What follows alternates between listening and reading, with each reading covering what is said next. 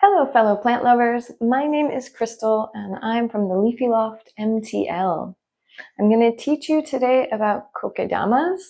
They are a beautiful Japanese art form that uses moss to create a ball around the roots of a plant.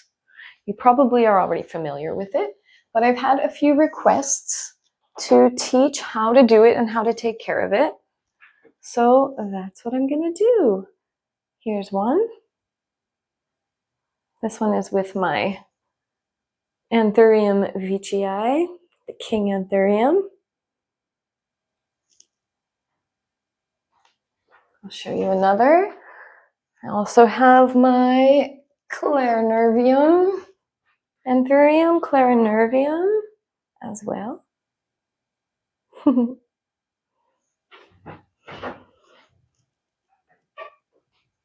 And I don't know if you can see up there. I will tilt the camera a little bit to show you. I also have my kangaroo fern. Oh no, sorry, not kangaroo. That's my kangaroo fern. This is my rabbit's foot fern.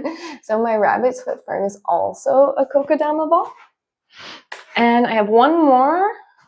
I'll just straighten out the camera and I'll go get it and come right back. And this one is my variegated bird's nest fern. So there's a little bit of a difference between this one and the other ones I just showed you. This one is placed in a little handmade ceramic bowl for its display instead of being hung. Both are really pretty. I enjoy both ways of displaying them. The variegation is gorgeous on this bird's nest fern, isn't it? Okay, I'm gonna go put it back. I'll be right back too.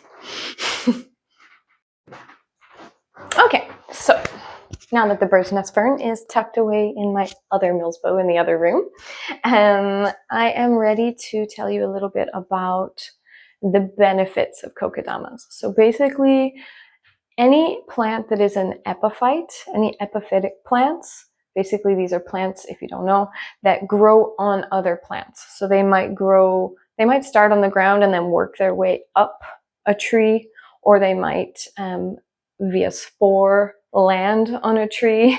So basically any epiphytic plant benefits from kokedama balls because it allows their roots to get more airflow, which is what they need in the wild. That's their natural way of growing. And my cat is bothering me, sorry. This is Willow. She really wants to be part of the conversation. She'll probably be bothering us a lot through these videos. Anytime I talk to anyone, she thinks I'm talking to her. So she comes and bats me and starts meowing at some point. Sorry about that choppy edit there. I had to remove Willow from the room and distract her with some food. She was clawing at my leg. It was a bit painful. I had to chop that part out of the video. Okay, so back on track. So epiphytes are ideal for kokedamas because they need the natural airflow, circulation, and this gives that to them. There's no ceramic on the outside. There's no plastic. It's just substrate, and that's it. Well, and there's string, but that's it. So that leads me to what you need, supplies. You need the substrate for the center ball if it's loose roots, currently the plant that you're going to put in a kokedama. If it's already in a pot, you might want to add a little bit of extra substrate around it, whatever the substrate is that you want that plant in. Maybe it's potting soil straight, maybe it's potting soil mixed with other things. That's up to you. And you need sphagnum moss for the outside layer around the substrate, the inner substrate. And you need string of some kind. I've seen people use fishing line and different kinds of string. I usually use jute string. That's my preference. It's cheap, it's easy to find, it's often at dollar stores. I like it. And I think that's basically it. It's pretty simple, which is another perk to kokedamas, you know. Oh, sorry if I made the microphone make a weird noise there. I just touched it. I'm new to these videos. Anyway, so yeah, one of the benefits is that it's cheap. Yeah, it takes a little bit of effort to make one, but you don't have to buy a pot. at all. So that's cool. Another thing is watering. I'll go into how to water it after I show you how to make it. So we'll make one together and then we'll go through the ways to take care of it. Because a lot of people say that the thing that stops them from keeping kokedamas is that they don't know how to take care of it. They have one or two and it eventually dies because they're just drying out. They're not able to do it properly. So I'll make sure you know how to take care of them. And I also have some alternatives to show you at the end. If at the end of this tutorial, you think to yourself, that was way too complicated, I don't trust myself in making this, I'm gonna kill the plant or something, like whatever your worries are. There are other ways to get the same benefits for your epiphytes. So don't worry, I've got you. I'll show you some options. Awesome, so let's get started on making kokedamas. So I've decided I'm going to be brave. I'm going to do my Boston fern, one of my 2 Boston ferns. It's a really big and long one. I've had it for many, many years. It's super healthy. I think that it'll be even healthier in a kokedama. I hope I'm right. Wish me luck. Also, here is a little image of the supplies. So I've got my little drop mat here so that any mess I make is easier to clean up. Sometimes little bits fall over the edge, but mostly the mess gets kept in here, and I find that really helpful. And you can just like fold it up and put it in the garbage after. And you need scissors for cutting the jute string. And you need your sphagnum moss, you need a bowl and some water. Ideally, if possible, your water is sitting out for at least a few hours, maybe 24 hours, so that it has a chance to A, be room temperature, and B, I've heard that it allows the chlorine to evaporate out of it if it's out for 24 hours. So that's a nice perk if it's true. I'm not sure, but at least a few hours so that it's room temperature. Because if you, especially this time of year, if you just pour straight out of the tap and then into your plants, it's going to be too cold. By the way, as you can see, Willow is back. Okay, on with the show.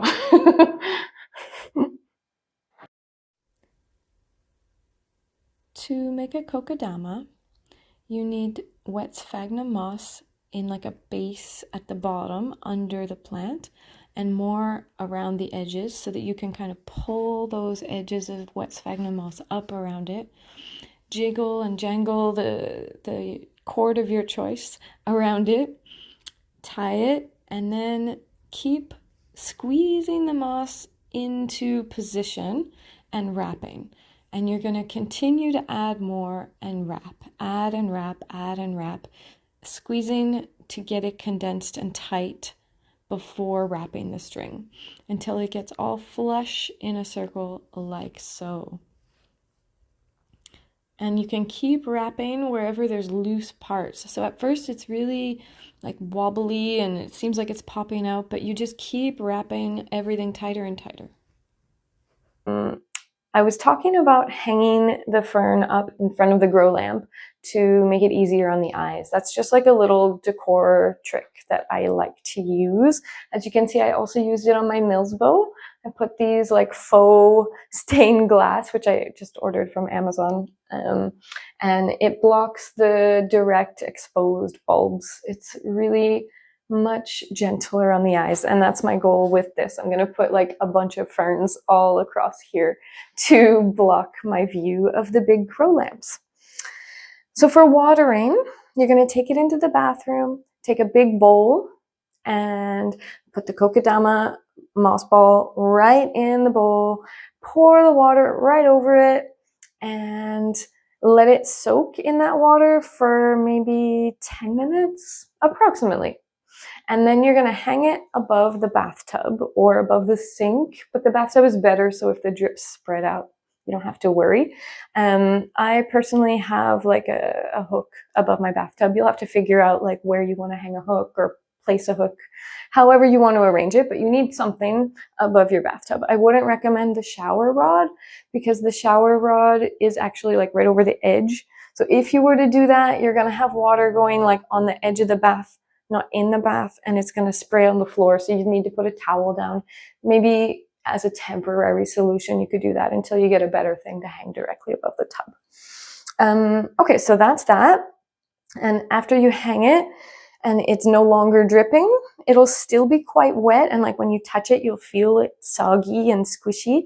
And so the last step is to put a folded towel, like a few folds in it, on the floor, place it on top of that, and then just wait maybe 2, 3, 4 minutes, whatever.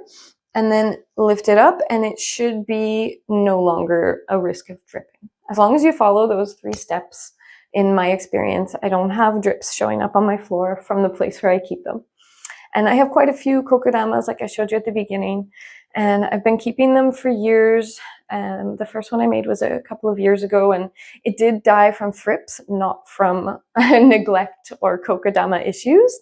And all of the other ones that I have made since then, sorry, I'm just picking dead leaves. So all of the others that I've made since then, they are thriving and happy. The trick is to water thoroughly and as needed. So you don't want them to dry out too much. That's like, I think one of the biggest things. People don't know how to water them. They're like, oh, maybe I'll just mist them, or I'll just pour a little water, you know, but like you don't want to do that. You want to really soak them and get them sopping wet. And then you want to make sure that they're not dripping anymore, hang them up and water them as frequently as they need. So when they start to be dry to the touch, pay attention. If you can still feel a little moisture, wait until it's really dry, but not past that. Like you want to be checking every day, how are they doing? And in the beginning, it is an everyday thing to check, but eventually you'll get their rhythm. And in different seasons, it's going to fluctuate a bit. So pay attention when the seasons change. Or if you put them outside, pay attention in the beginning to find their rhythm then. But once you get their rhythm down, you'll have it. Like I know, for example, with my 2 ferns that I have up here, well, one isn't a kokedama. I'll explain that in a moment, but I check them every like 3-4 days. That's basically the rhythm I've got for them. And for the anthuriums, just a little bit longer, even though they're smaller balls, just because anthuriums, there's a bigger risk of root rot, whereas ferns, there's a more of an issue with drying out being dangerous. So I've slowly gotten to know their rhythms. And like I said, I was going to explain that kangaroo fern is not a kokedama, but it's very similar. I said at the beginning, I'm going to give you alternatives. If you don't want to make a kokedama at the end of this video, if you're like, it's not for me, you can, I'm going to take it down if I can. I'm going to get my ladder. You can get these like wooden, they're for orchids. I buy them in orchid shops. Hold on.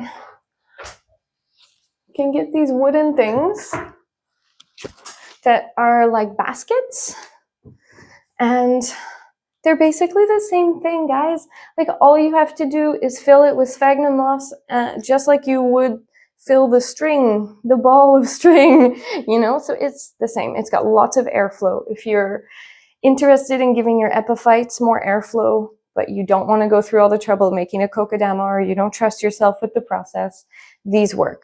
I also have one other thing that works. Let me just put this up and I'll go get it.